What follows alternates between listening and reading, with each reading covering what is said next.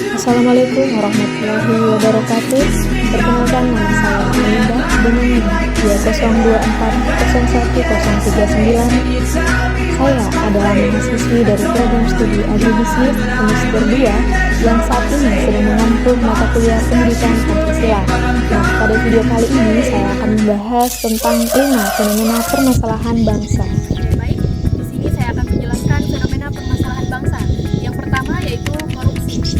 Jadi berdasarkan KBBI, korupsi adalah penyelewengan atau penyalahgunaan uang negara untuk kepentingan pribadi atau orang lain, dan penggunaan waktu dinas atau bekerja untuk kepentingan pribadi. Jadi korupsi ini harus kita pandang sebagai kejahatan yang luar biasa karena memerlukan upaya yang luar biasa pula dalam memberantasnya.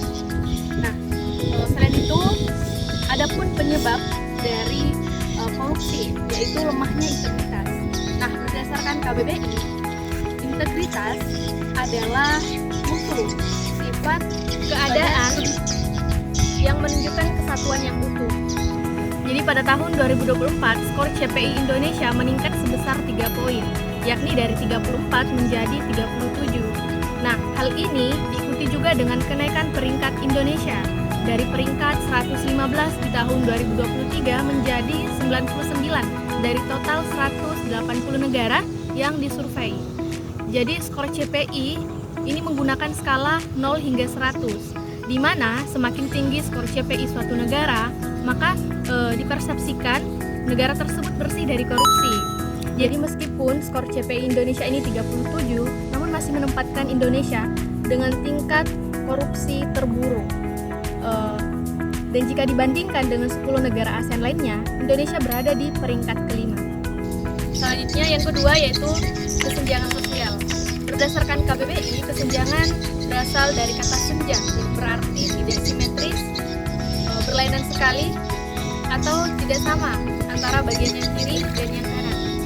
Jadi, kesenjangan sosial adalah ketidakseimbangan sosial yang berlaku di dalam masyarakat. Dan kesenjangan sosial juga merupakan distribusi yang tidak merata yang dialami oleh individu dan kelompok yang dianggap penting dalam suatu masyarakat. Baik, selanjutnya kita bahas faktor penyebab dari kesenjangan sosial. Jadi kesenjangan sosial ini disebabkan oleh berbagai faktor, baik itu internal maupun eksternal.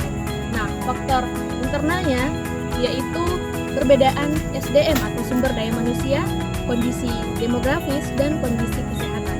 Sedangkan faktor eksternalnya yaitu kebijakan pemerintah, kondisi geografis, dan pengaruh globalisasi. Indonesia adalah negara kepulauan strategis yang kaya akan sumber daya alam yang berlimpah karena diapit oleh 2 samudra dan 2 benua. Ironisnya, kekayaan alam yang berlimpah ini baik bahari, tambang, ataupun hayati tidak membuat rakyatnya sejahtera. Justru menempatkan Indonesia di peringkat keempat negara dengan penduduk termiskin versi Bank Dunia. Dan menurut survei yang telah dilakukan oleh TNP2K bahwa 1% orang kaya di Indonesia menguasai 50% aset nasional. Akibatnya munculnya kesenjangan sosial yang lebar dan dalam. Apalagi saat ini pemerintah terang-terangan memberikan izin penguasaan baik itu tambang, hutan, dan laut kepada perusahaan-perusahaan asing dan swasta. Sementara rakyat di sekitarnya tetap melarat dan menderita. Yang ketiga yaitu degradasi moral atau dekadensi moral. Jadi dalam KBBI, degradasi moral dapat diartikan sebagai kemunduran, penurunan, dan kemerosotan. Jadi dekadensi moral ini dapat diartikan sebagai kemerosotan atau lunturnya nilai moral yang berlaku dalam masyarakat. Jadi dekadensi moral ini terjadi ketika pengaruh globalisasi dari luar tidak sejalan dengan nilai-nilai Pancasila. Tetapi justru nilai dari luar ini yang berlaku secara dominan. Contohnya seperti terjadinya tawuran di kalangan para pelajar, penyalahgunaan narkoba, dan lunturnya atau rendahnya rasa hormat terhadap orang tua, yang kesemuanya ini menunjukkan lemahnya tatanan nilai moral atau disebut juga perilaku koruptif. Nah, salah satu contoh degradasi moral yang paling mengkhawatirkan yaitu negara Indonesia berada di peringkat pertama sebagai negara dengan pengguna aplikasi TikTok 108 juta. Nah, tentunya hal ini bukanlah prestasi yang luar biasa dan yang perlu dibanggakan bagi negara Indonesia. Karena dari berbagai penelitian yang telah dilakukan, mengungkap bahwa aplikasi TikTok ini memberikan dampak buruk atau dampak negatif bagi para remaja. Nah, di tahun 2024 menunjukkan 10 dampak negatif dari penggunaan aplikasi TikTok secara berlebihan. Nah, salah satunya yaitu kecanduan gadget, mudah depresi atau stres, serta membuat gaya hidup tidak sehat. Baik, selanjutnya yang keempat yaitu perilaku yang merusak lingkungan. Jadi, perusakan lingkungan hidup adalah tindakan orang yang dapat menimbulkan perubahan baik itu secara langsung ataupun tidak langsung, secara fisik, kimia, atau hayati lingkungan hidup sehingga melampaui kriteria baku kerusakan lingkungan hidup. Jadi, populasi manusia yang semakin bertambah akan mempengaruhi keadaan alam. Nah, memasuki tahun 2025 saat ini, krisis lingkungan hidup di Indonesia kian nyata dan terasa dampaknya, mulai dari bencana ekologis hingga deforestasi ekosistem akibat dari proyek pembangunan. Nah, Walhi dalam laporan terbarunya menyoroti 4 catatan penting yang menggambarkan betapa seriusnya situasi ini. Nah, salah satunya yaitu prediksi lonjakan deforestasi hingga 600.000 hektar. Baik, selanjutnya kita bahas yang kelima yaitu penegakan hukum yang berkeadilan.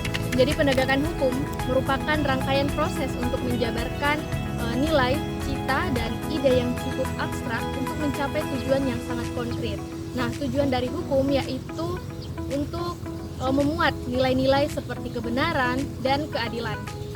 Jadi faktor yang mempengaruhi dari masalah penegakan hukum ini ada beberapa. Yang pertama yaitu undang-undang. Yang kedua, faktor penegak hukum. Yang ketiga, faktor sarana atau fasilitas. Yang keempat, faktor masyarakat. Dan yang terakhir yaitu faktor kebudayaan. Nah, dari berbagai kasus yang terjadi di Indonesia, tidak sedikit diantaranya berakhir dengan ketidakadilan. Banyak keputusan hukum yang mungkin merugikan korban dan melindungi pelaku.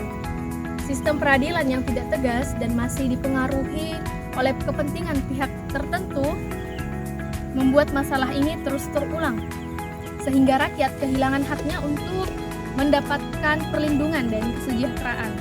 Kegagalan penegakan hukum ini membuat negara gagal melindungi rakyatnya, gagal membangun dan mensejahterakan rakyatnya, serta terus kehilangan kepercayaan masyarakat terhadap institusi hukum. Nah, artinya dalam hal ini realisasi hukum Indonesia masih bertentangan dengan tujuan nasionalnya dan tidak sejalan dengan tujuan pembangunan berkelanjutan. Nah, itulah tadi penjelasan singkat terkait 5 fenomena permasalahan bangsa yang ada di Indonesia. Semoga dapat bermanfaat bagi kita semua. Kurang dan lebihnya mohon dimaafkan. Wassalamualaikum warahmatullahi wabarakatuh.